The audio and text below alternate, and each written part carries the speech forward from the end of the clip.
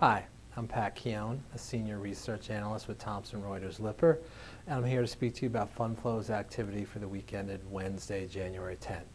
We'll start today's report by taking a quick look at the market activity for the week. The Dow Jones Industrial Average and the S&P 500 Index started off the year where they left off 2017 with another impressive performance. The Dow was up 1.79% for the week, and the S&P 500 appreciated 1.3%.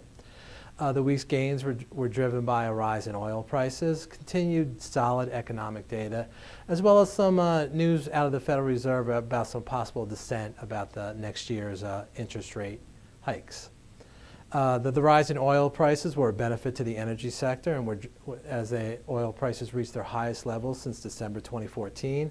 The price rise was driven by OPEC production cuts, as well as U.S. crude inventories hitting some low marks as well.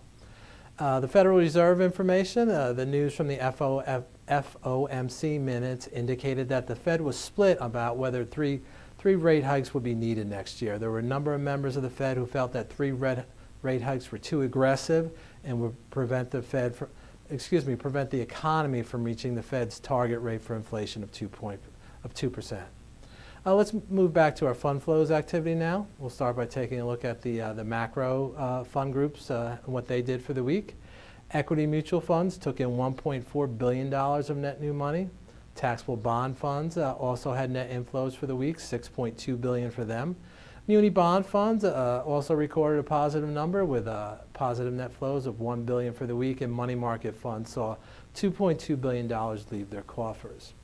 We'll take a closer look at each of the fund macro groups now, starting with our equity group. Equity mutual funds, as we said, net inflows last week. It was their third straight net inflow. Continuing the trend we saw for most of 2017, the net inflows were dominated by the non-domestic equity fund group. They took in $4.9 billion in net new money, while domestic equity funds saw $3.5 billion leave.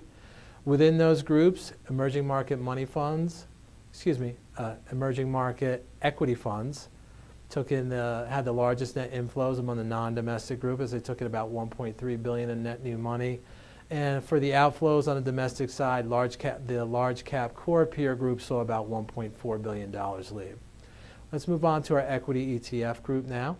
Net inflows for this group last week as well. They took in $10.6 billion in net new money. The largest individual contributors to these inflows were the iShares Core S&P 500 product and the PowerShares QQQ. They had net inflows of roughly $2.6 billion and $1.8 billion respectively. On the other side of the ledger, we see the SPDR S&P 500 with net outflows of about $2.6 billion.